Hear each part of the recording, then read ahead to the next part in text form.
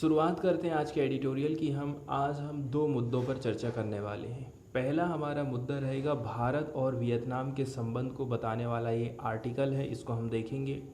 दोनों देश कौन कौन से कॉमन चैलेंज को फेस कर रहे हैं और कैसे करके उन चैलेंज को दोनों मिलकर के निपटा सकते हैं, इसके बारे में ये आर्टिकल लिखा गया है। चाइना का थ्रेट क्या है, किस प्रकार से चाइना वियतनाम को प्रभावित कर रहा है, ये दोनों ही चीज़ें हम देखने वाले।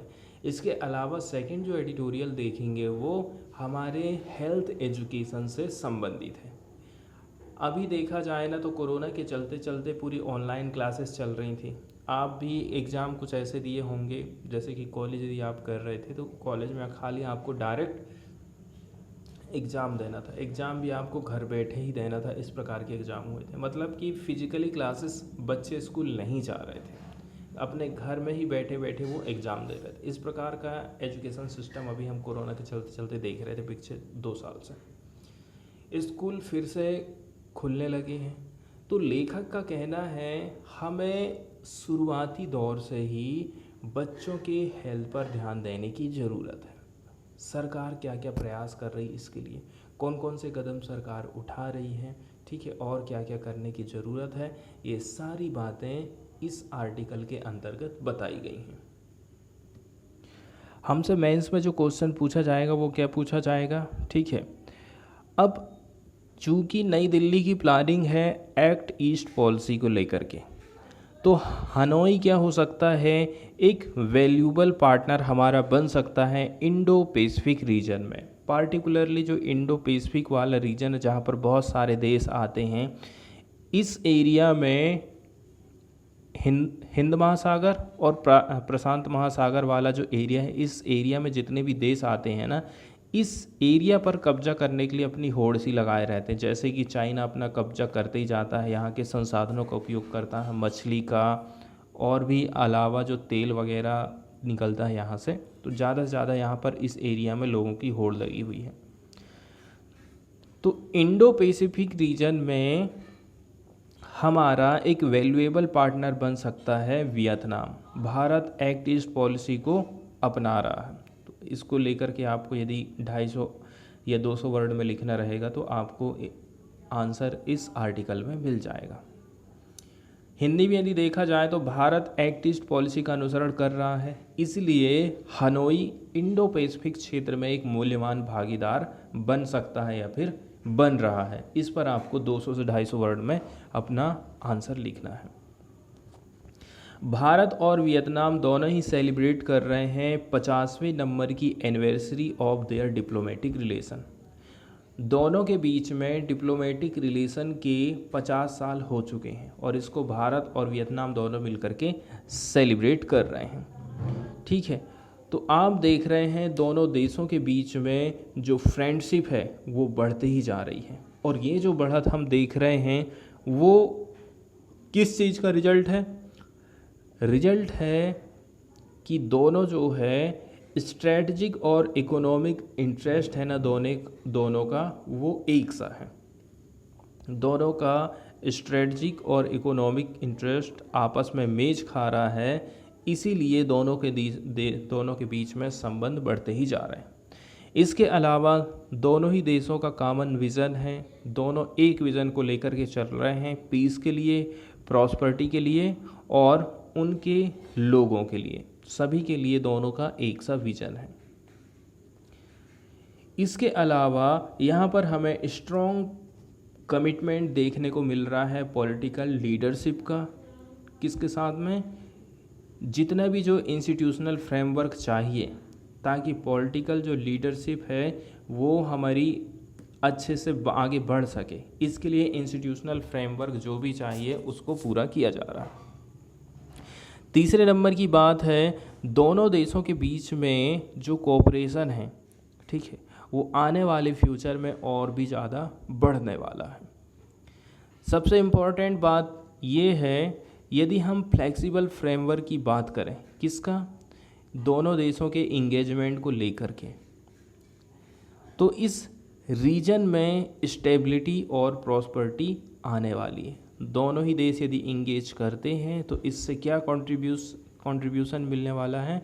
पॉजिटिवली स्टेबिलिटी और प्रॉस्पेरिटी इस क्षेत्र में आने वाली है भारत और वियतनाम यदि इंगेजमेंट करते हैं। दोनों देशों की कौन कौन सी समस्याएं हैं, कौन कौन सी चिंताएं हैं, इसको बताया जाता है। पहले नंबर की बात ये है,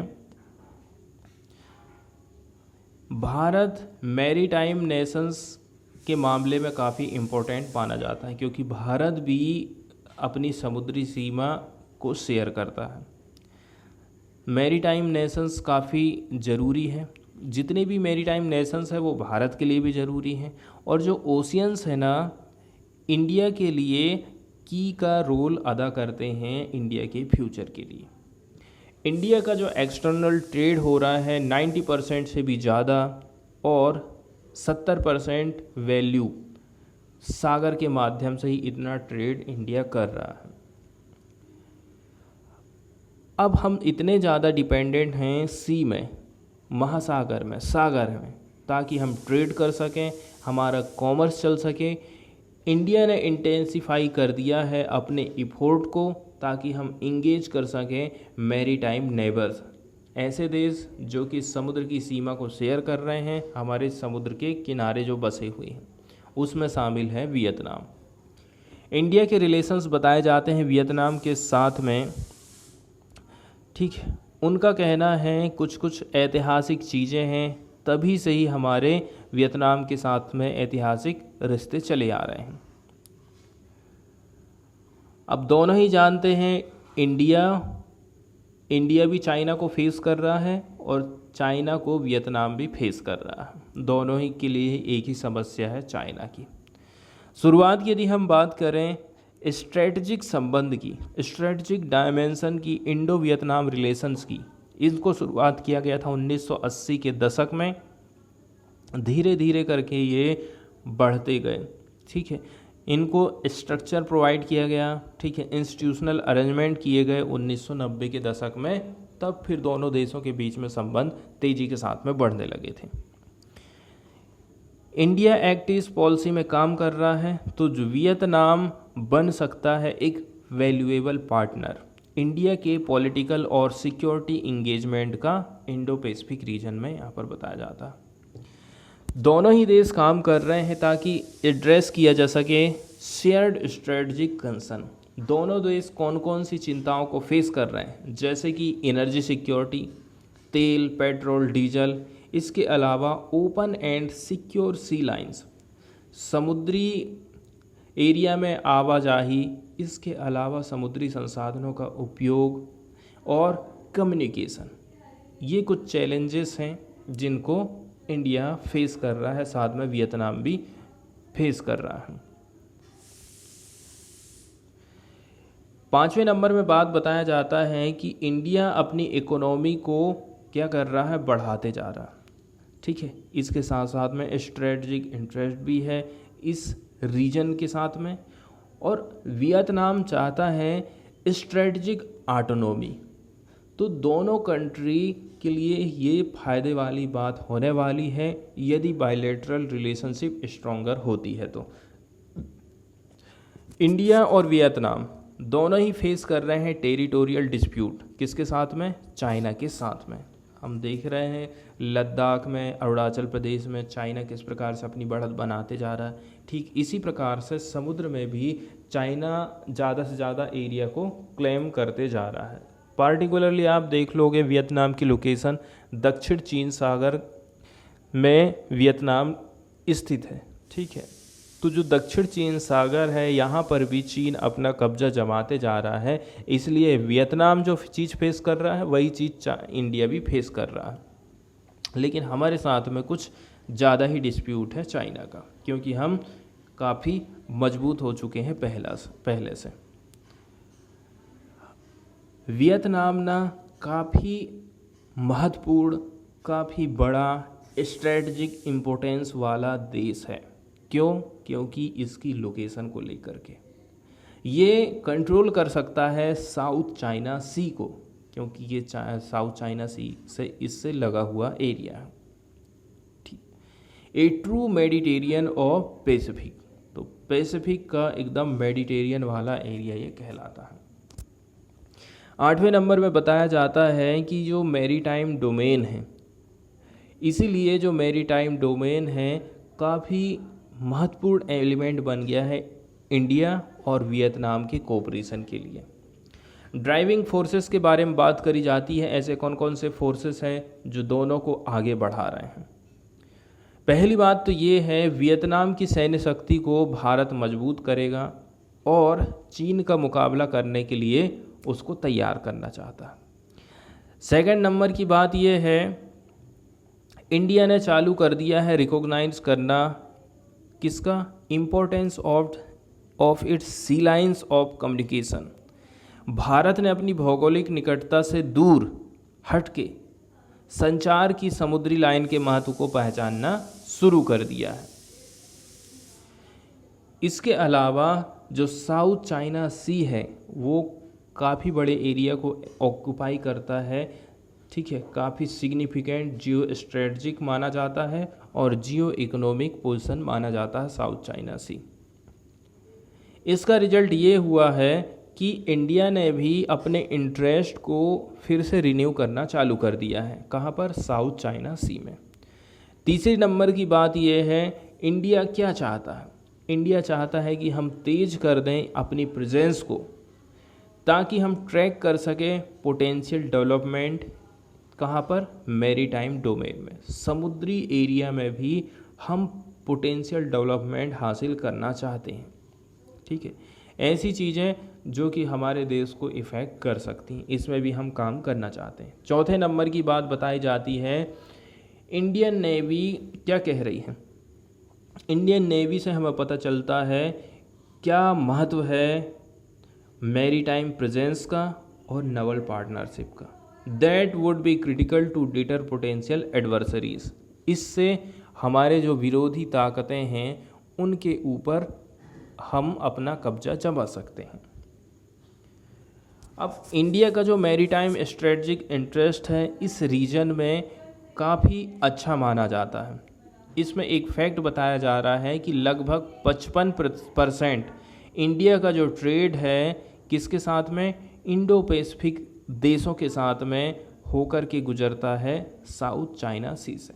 मतलब कि साउथ चाइना सी से हमारा बहुत सारा माल होकर के गुजर रहा है इंडो पैसिफिक रीजन में यदि कोई देश स्थित है तो।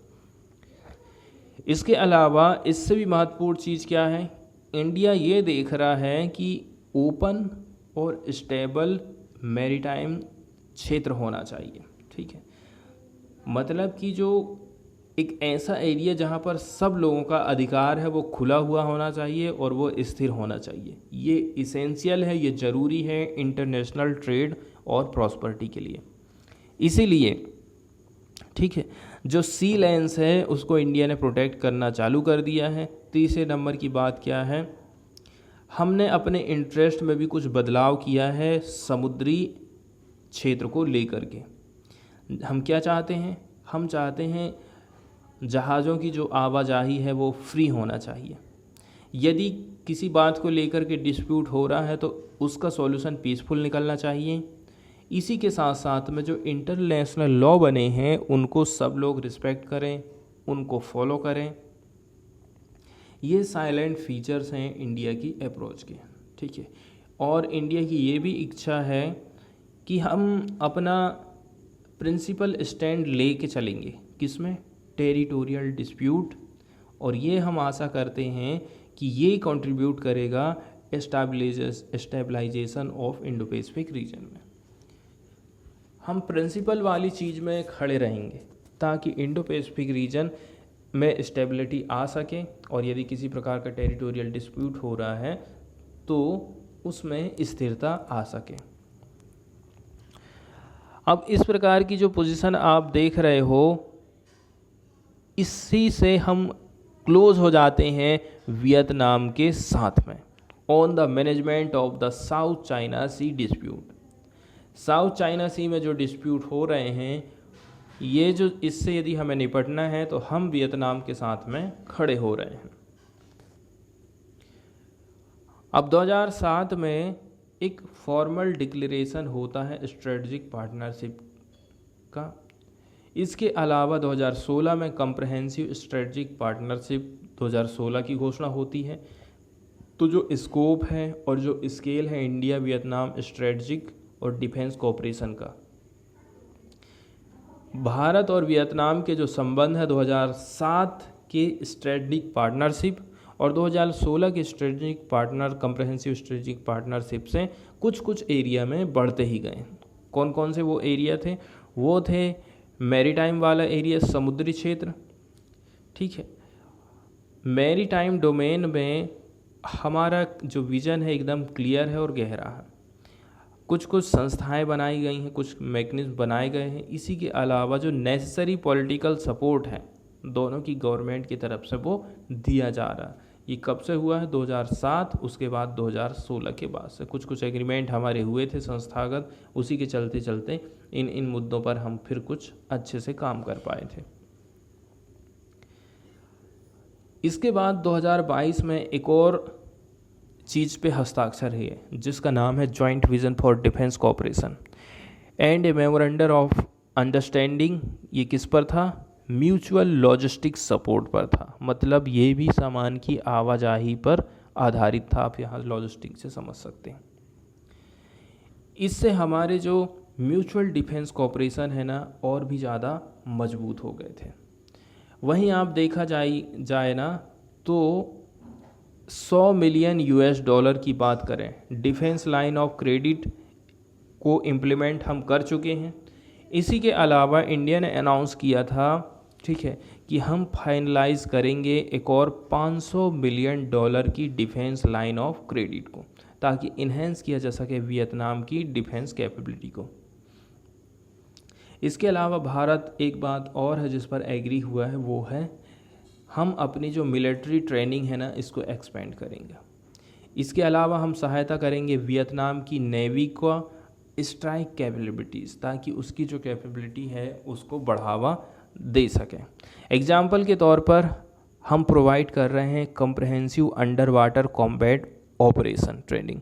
किसको? वियतनामी के सेलर्स को। कहाँ पर? INS सतवाहना विशाखापट्टनम में। इंडिया के डिफेंस मिनिस्टर ने हैंडओवर किए थे 12 हाई स्पीड बोट किनको? वियतनाम को हाल ही में। ये थे खुकरी क्लास कोवर्ट थे, ठीक है। और एक्सपेक्ट किया जा रहा है जल्दी से ही जल्दी खुकरी क्लास की जो कोवर्ट है उसको भी हम गिफ्ट दे देंगे। किसको? वियतनाम को। इसके अलावा वियतनाम एक्सप्लोर कर रहा है possibility of acquiring Indian manufactured surveillance equipment, ठीक है। अब हो सकता है जल्दी ही कि जो भारत में निर्मित सर्विलांस इक्विपमेंट हैं जैसे कि अनमैन्ड एरियल व्हीकल्स हैं, इनकी भी खपत, इनकी भी खेप वियतनाम को भारत दे सकता है। अब कुछ फ्रेमवर्क बनाए गए हैं, उनको आप देख लीजिए। दोनों ही कंट्रीज़ इंगेज कर रहे हैं, ठीक है, वाइड रेंजिंग प्रैक्टिकल कोऑपरेशन। किस क्षेत्र में? समुद्री क्षेत्र में। दोनों देश किस प्रकार से अपना सहयोग बढ़ाते जा रहे हैं। दोनों देश मैरीटाइम सिक्योरिटी डायलॉग में भाग लेते हैं, नवल एक्सरसाइज करते हैं, ठीक है। दोनों देशों की शिप विजिट करते रहती हैं, कोस्ट गार्ड के बीच में कोऑपरेशन चलते रहता है। इसके अलावा ट्रेनिंग और कैपेसिटी बिल्डिंग की जा रही है। इसके अलावा दोनों म्यूचुअल कन्वर्जेंस में काम कर रहे हैं ताकि कोऑपरेशन किया जा सके इंडो पैसिफिक रीजन में। इसके साथ में वो क्या कर रहे हैं? इफोर्ट लगा रहे हैं ताकि जो बायलैटरल वर्क है ना, इसके साथ साथ में जो सब रीजनल और मल्टीलैटरल फ्रेमवर्क है इसमें दोनों काम कर सकें। एग्जाम्पल के तौर पर बताया जा रहा है इंडियन ओशियन रिम एसोसिएशन।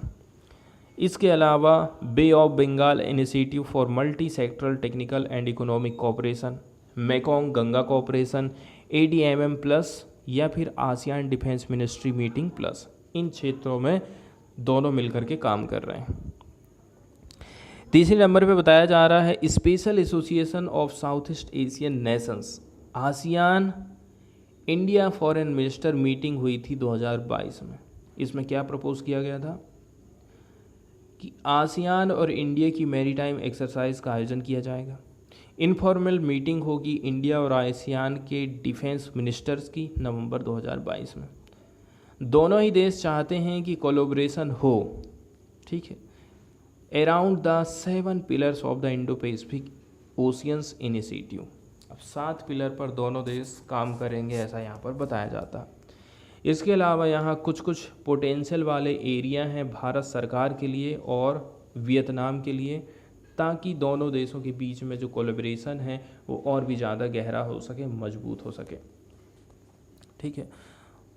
दोनों देशों को अपनी लिखाई पढ़ाई वाला क्षेत्र और संस्कृति वाला जो क्षेत्र है इसमें कोलैबोरेशन करने की ज़रूरत है, ठीक है।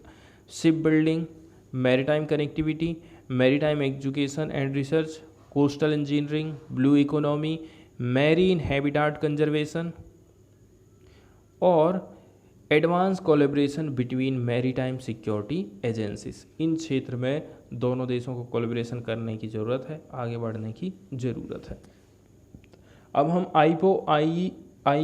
IPOI फ्रेमवर्क की बात कर रहे हैं। ये प्रेजेंट करता है कि दोनों देशों के लिए कुछ अपॉर्चुनिटी है कि इंडिया और वियतनाम के रिलेशन के चलते चलते जो रीजनल प्रोग्रेस है और जो पीस है वो थोड़ी आगे बढ़ सके, ठीक है।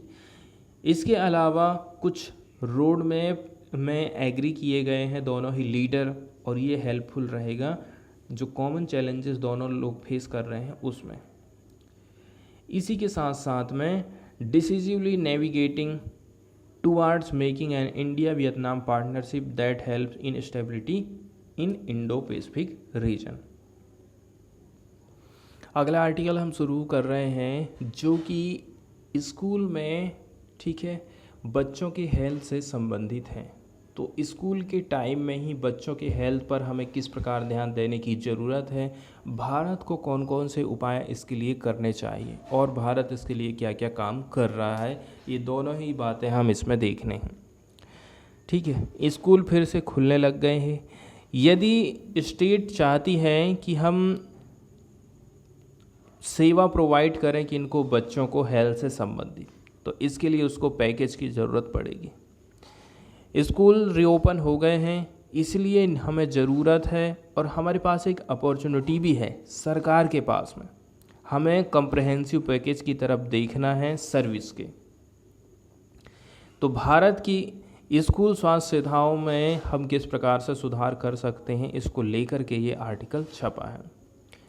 पूरे भारत के बच्चे अब स्कूल जाने के लिए तैयार हैं, अब फिजिकली क्लासेस चालू हो गई हैं, ठीक है। मतलब कि इन पर्सन जो क्लासेस हैं अननेसेसरली प्रोलॉन्ग्ड और आर्ग्यूबल अनवारंटेड क्लोजर रहा था। लगभग पिछला 1 साल की बात यहाँ पर करी जा रही है, किसके कारण, कोविड-19 के कारण। काफ़ी लंबे समय से और काफ़ी विवाद वाली बात रही थी कि क्या स्कूल खोले जाएं, क्या फिजिकली क्लास चलनी चाहिए, नहीं चलनी चाहिए। इसके बाद स्कूल खोल दिए गए हैं। तो ये टाइम है हमारे लिए कि हम एक कॉन्क्रीट पॉलिसी का निर्माण करें, ठीक है। इसके अंतर्गत हमें मेजर्स करना है, एक्शंस लेना है, ठीक है, जो कि टारगेट करते हैं स्कूल चिल्ड्रन के हेल्थ एजुकेशन को। एक तरफ तो एजुकेशन हमारे फ्रंट में है, ठीक है, और यहाँ पर कुछ कुछ चीज़ें हैं लर्निंग रिकवरी को लेकर के। पहली चीज़ तो हम चाहते हैं कि अभी तक जो गैप हुआ है उसको बच्चे रिकवर कर पाएँ, ठीक है। और आप स्कूल हेल्थ सर्विस जो देख रहे हो हमारे भारत में, वो काफ़ी इनएडुकेट पॉलिसी अटेंशन रहा है। भारत में कभी भी स्कूल हेल्थ पर उतना फोकस नहीं किया गया है, क्योंकि हम हेल्थ केयर की ज़रूरत को हमेशा ही मेडिकल केयर मान लेते हैं। ऐसा इसलिए होता है, ऐसा इसीलिए हम पॉलिसी का निर्माण नहीं कर पाते। तो ऐसी कौन कौन सी समस्याएं हैं बच्चे जो कि फेस करते हैं स्कूल के दौरान।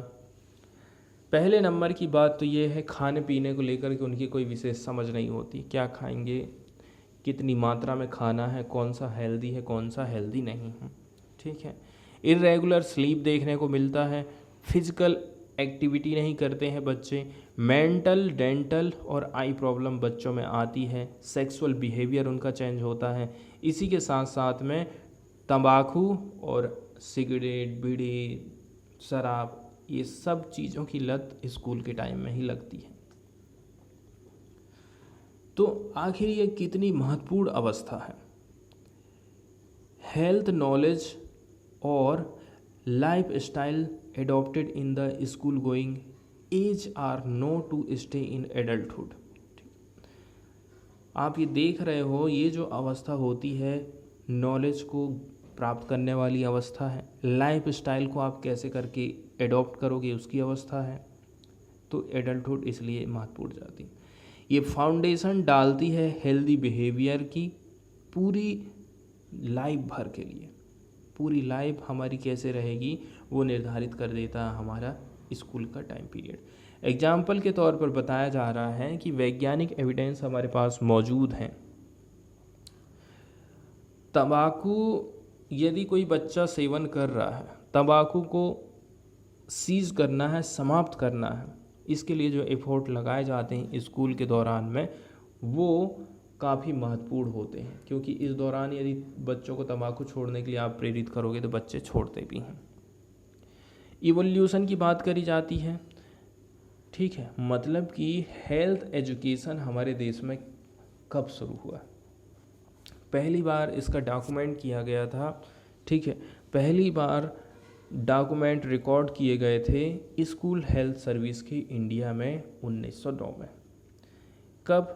जब प्रेसिडेंसी हुआ करती थी बड़ौदा, इसने चालू किया था मेडिकल एग्जामिनेशन स्कूल चिल्ड्रन का।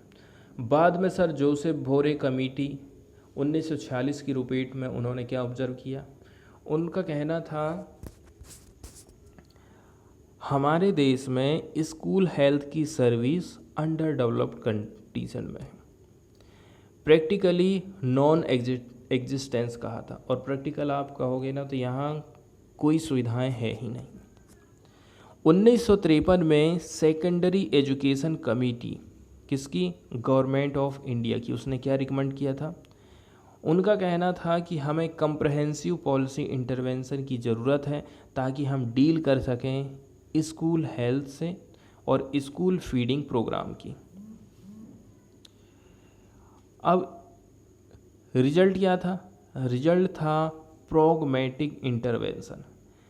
इसको लीड किसने किया था? Few selected state that mostly focus on nutrition. फिर भी इस प्रकार से आप देख रहे हो हमारे देश में हेल्थ टोकन सर्विस के रूप में काम करते रहा। कहीं तो अच्छा प्रदर्शन था और कहीं पर अच्छा प्रदर्शन नहीं हो पाया। क्या कोरोना के दौरान गवर्नमेंट ने कुछ प्रयास किया है?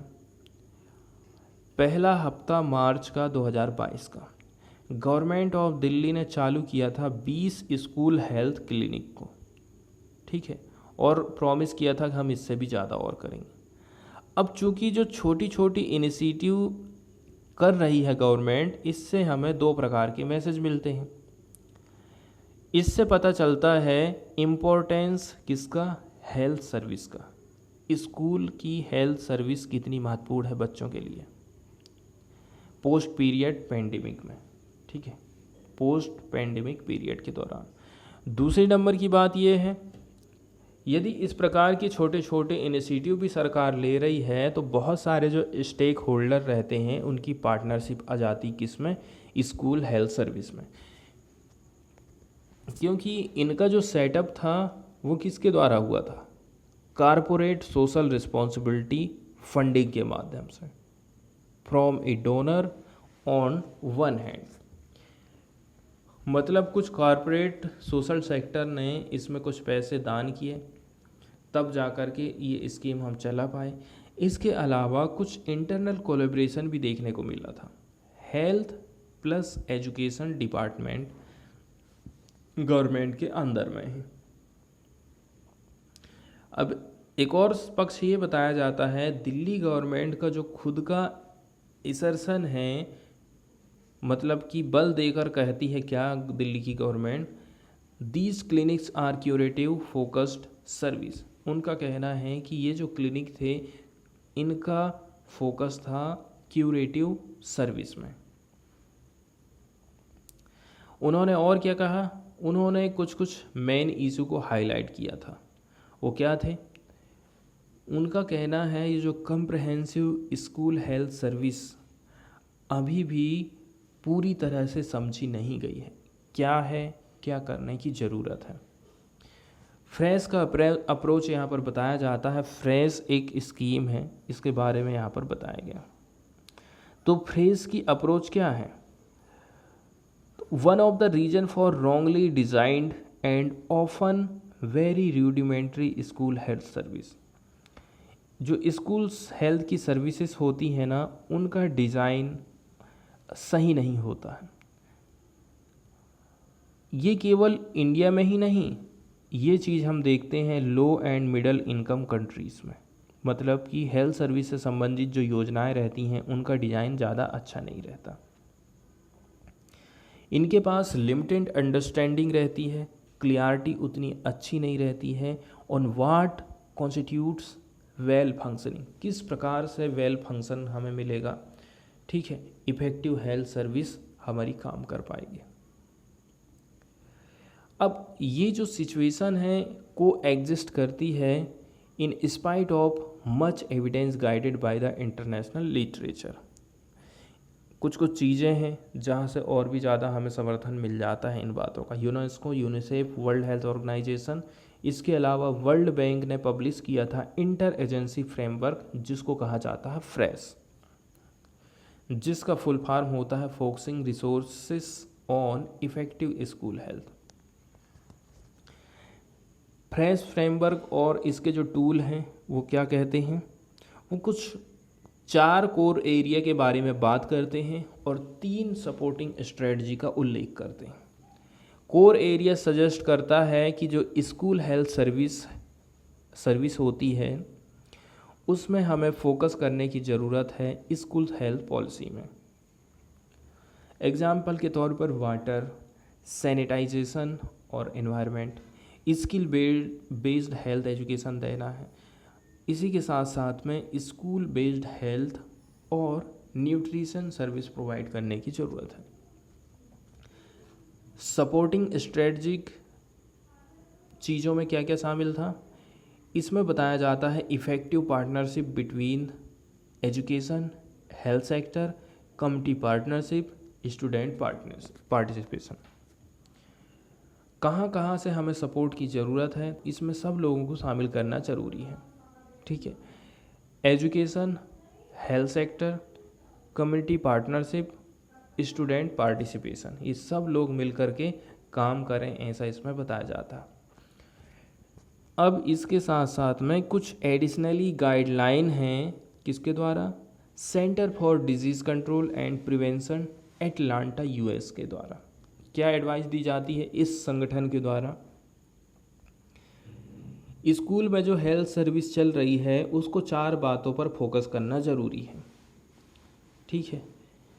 आपको पर्याप्त मात्रा में इमरजेंसी केयर प्रोवाइड करना पड़ेगा बच्चों को। फैमिली को ज़्यादा से ज़्यादा आप इंगेज करिए, ठीक है। यदि किसी प्रकार का क्रॉनिक डिसीज़ है उसको आप हैंडल कर पाओ। इसके साथ ही में केयर कोऑर्डिनेशन की बात करी जाती है। WHO क्या कहता है, स्कूल हेल्थ सर्विस किस प्रकार से डिज़ाइन की जानी चाहिए? लोकल नीड के हिसाब से, ठीक है। इसके पास होना चाहिए component of health promotion, health promotion के कुछ कंपोनेंट होना चाहिए, हेल्थ एजुकेशन हो उसमें।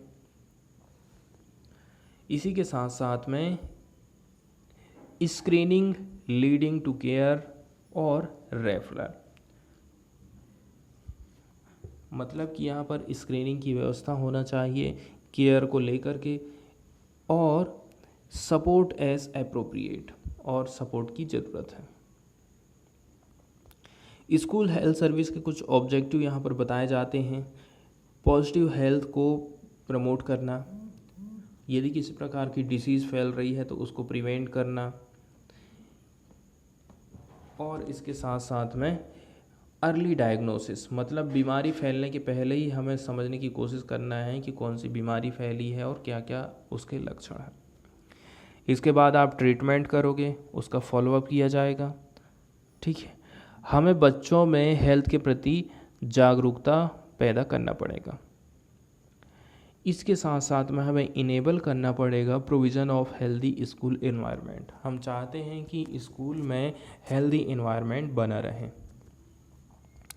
HPS इनिशिएटिव की बात करी जाती है। पिछले 30 सालों से कई सारे देश ऐसे हैं, स्पेशली यूरोप में, जिन्होंने सक्सेसफुली इम्प्लीमेंट किया है इस प्रकार की अप्रोच को as a part of health promoting schools. HPS का मतलब होता है हेल्थ प्रमोटिंग स्कूल इनिशिएटिव। बात क्लियर है? यहाँ पर काफ़ी कुछ लर्निंग करने के लिए है in term of designing health school health service. HPS के अंतर्गत हम जो हमारी योजना है उसको डिज़ाइन करना सीखते हैं। ठीक है, अब हमारे पास कुछ अपॉर्चुनिटी है। स्कूल यदि रीओपन हो रहे हैं तो स्कूल पूरी कैपेसिटी के साथ में रीओपन होने लगे हैं। आज के टाइम में हमें ज़रूरत है, हमारे पास एक अपॉर्चुनिटी भी है, हम एक प्रोएक्टिव अप्रोच अपनाएंगे। ठीक है, इसके साथ साथ में उसको एक्सपांड करेंगे, स्ट्रेंथन करेंगे हेल्थ स्कूल हेल्थ सर्विस को। आखिर ये ज़रूरी क्यों है? पहले नंबर की बात यह है, प्रत्येक जो भारतीय राज्य है इसको ज़रूरी है कि आप अपने स्टेटस को रिव्यू करिए, आप कहाँ पर खड़े हो। इसके बाद आप रोड मैप को तैयार करिए। ठीक है, स्ट्रेंथन कर दीजिए, रिवैम्प कर दीजिए, तेज कर दीजिए किसको? स्कूल हेल्थ सर्विस को, उसमें सुधार लाइए। Along with A detailed time line, इसके लिए आपको टाइम लाइन भी निर्धारित करना है, कितने टाइम में हमें काम करना है। और सबसे मेन चीज़ हो जाती है कि इसके लिए बजट का भी आपको प्रावधान करना पड़ेगा। 15वें नंबर का फाइनेंस कमीशन आया था जिसने ग्रांट किया था health sector should and could be leveraged. ठीक है, उनका कहना है जो हेल्थ सेक्टर है ना, अभी इसमें कुछ लीवरेज प्रोवाइड करने की हमें ज़रूरत है। सेकंड नंबर की बात यह है, हेल्थ इंफ्रास्ट्रक्चर में हमें कुछ बिल्डअप करने की ज़रूरत है। अस्पताल, बेड, ऑक्सीजन सिलेंडर, ICU, दुनिया भर की जो चीज़ें हैं इसमें हमें बिल्डअप करने की ज़रूरत है। रेफरल लिंकेज में हमें काम करना है। इसके साथ साथ में फिजिकल एक्टिविटी सेशन भी होना चाहिए। हेल्थ से संबंधित बातचीत, लाइफ स्टाइल वाले सेशन, ये किसके द्वारा होंगे? ये होंगे स्कूल टीचर के द्वारा।